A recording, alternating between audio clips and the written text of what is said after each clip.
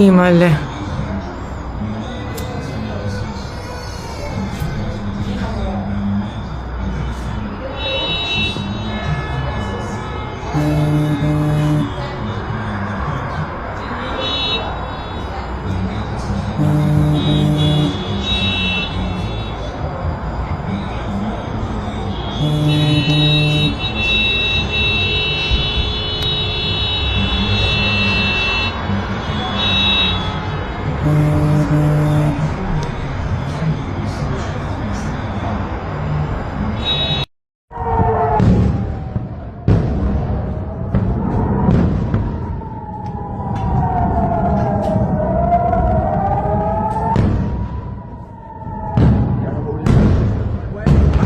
नाज़रीन, ईरान की जानब से इसराइल के ऊपर जवाबी कार्रवाई शुरू कर दी गई है।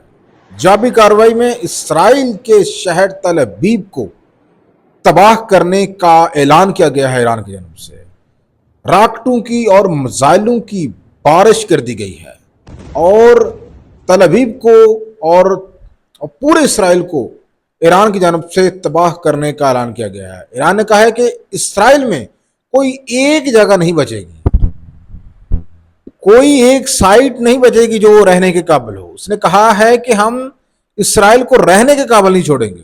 आप साथ वीडियो में देख सकते हैं कि किस तरह से मिसाइल गिर रहे हैं। ये जो साथ आप वीडियो देख रहे हैं, ये तल अबीब की वीडियो है। ये तल अबीब का एरिया है जहां पे ईरानी मिसाइल जो है वो गिर रहे हैं और ये मिसाइलों की बारिश है। ये यूं कह लीजिए कि ये ईरानी सरजमीन से उड़ने वाले मिसाइल जो है, ये इनको बारिश कहा जा रहा है मिसाइलों की, जो कि हो रही है जी इस वक्त इसराइल के ऊपर। और इसराइल ने अपने जो त्यारे हैं, जो हवाई अड्डे हैं, वहाँ पे इमरजेंसी जो है नाफज कर दिया और अपने वहाँ पे मौजूद जो मुसाफिर त्यारे हैं उनको मुल्क से बाहर किसी महफूज जगह पर जो है वो उनको भेजने का फैसला कर लिया है, बल्कि भेज चुका है, क्योंकि उसको पता है कि अब ईरान की जानब से भरपूर जवाबी कार्रवाई जो है वो की जा सकती है। ईरान जो है उसकी जानब से जैसे कि ऐलान किया गया था कि वो इसराइली हमले का भरपूर जवाब देगा। तो आप साथ देख सकते हैं जनाब कि किस तरह से इसराइली सरजमीन के ऊपर ईरानी मिसाइल जो है वो गिर रहे हैं और इसराइली जो है वो चीहो पुकार में मसरूफ़ है। और जैसे ये मिसाइल गिरते हैं तो साथ फ़लस्तीनी जो है वो जश्न मनाते हुए हमें सुनाई दे रहे हैं। तो आपको ये तो पता ही है नाज़रीन इकराम के इसराइल ने गुज़िश्ता रात ईरान के ऊपर पहले हमला किया और उस हमले के नतीजे में ईरान का बहुत ज़्यादा नुकसान हुआ है। उसकी जो टॉप मिलिट्री लीडरशिप है, यहाँ तक उसका जो आर्मी चीफ है, ईरानी आर्मी का जो सरबरा है, उसको उसने एलिमिनेट किया है। इसके अलावा जो ईरान की सबसे ताकतवर पासदारान इनकलाब फोर्स है, उसके सरबरा जनरल हुसैन को जो है उसने मारा है। यही नहीं, मतअद्दद ईरानी जोहरी साइंसदानों को जो है इसराइल ने निशाना बनाया है और कई ईरानी एटमी तनसीबात जो है उनको तबाह कर दिया गया है इसराइल की जानब से।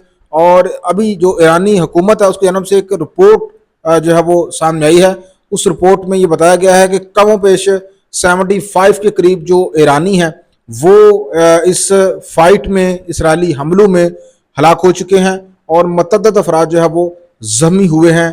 और इसमें वो सारे लोग मौजूद हैं जो कि मैंने आपको बताया, जोहरी साइंसदान मौजूद हैं, यानी मिलिट्री टॉप लीडरशिप मौजूद है।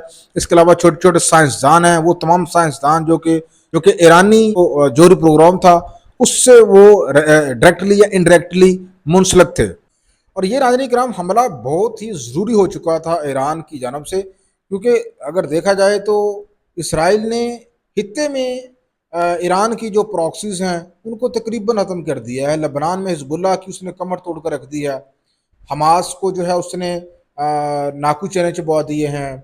इसके अलावा उसने लबनान में ईरानी प्रॉक्सी जो उसको ख़त्म कर दिया है। शाम में जो ईरानी हमायत याफ्ता हुकूमत थी, बशार अल असद की हुकूमत थी, उसको ख़त्म कर दिया। अब शाम में जो हुकूमत है वो मजम्मत तो कर रही है इसराइली हमलों की ईरान के ऊपर, लेकिन वो खुल के ईरान की सपोर्ट नहीं कर रही, क्योंकि वो ये कह रहे हैं कि हमें बहुत ज़्यादा ईरान ने जख्म पहुँचाए हैं, लिहाजा हम ईरान की सपोर्ट तो नहीं करते, अलबत्ता हम मजम्मत ज़रूर करते हैं ईरान के ऊपर जो हमले किए गए हैं इसराइल की जानब से। तो यहाँ पे ईरान को अगर अपनी सेल्फ रिस्पेक्ट बरकरार रखना है, खित्ते में अपनी जरादारी को कायम रखना है, تو اس کو اب کچھ کر کے دکھانا ہوگا، کیونکہ اس کے صدر کو جو ہے اسرائیل جو ہے وہ مار چکا ہے، اس کے علاوہ قاسم سلیمانی کو جو ہے اسرائیل مار چکا ہے، متعدد اس کے ٹاپ کے جوہری سائنسدانوں کو اس نے نہیں چھوڑا۔ تو یہاں پہ ایران ہے، اس کے لیے بہت لازم ہے کہ وہ کڑا سا کڑا جو ہے وہ جواب دے اسرائیل کو، تاکہ آئندہ اسرائیل جو ہے وہ جرأت نہ کر سکے ایران کے اوپر حملہ کرنے کی۔ اور جو لہر ہے اسرائیلی حملوں کی ایران کے اوپر، اس نے ایران کی کمر توڑ کے رکھ دی ہے۔ یہ کسی ملک کی ملٹری لیڈرشپ کو مارنا، میں سمجھتا ہوں کہ یہ ایک بہت زیادہ گہری چوٹ کے مترادف ہوتا ہے، جب آپ کی ملٹری لیڈر جو ہے وہی مار دیا جائے جس نے لڑنا ہوتا ہے دشمن ملک کے ساتھ، تو پھر وہاں کی عوام کا مورال کتنا گرتا ہے، اس بات سے انکار ممکن نہیں ہے۔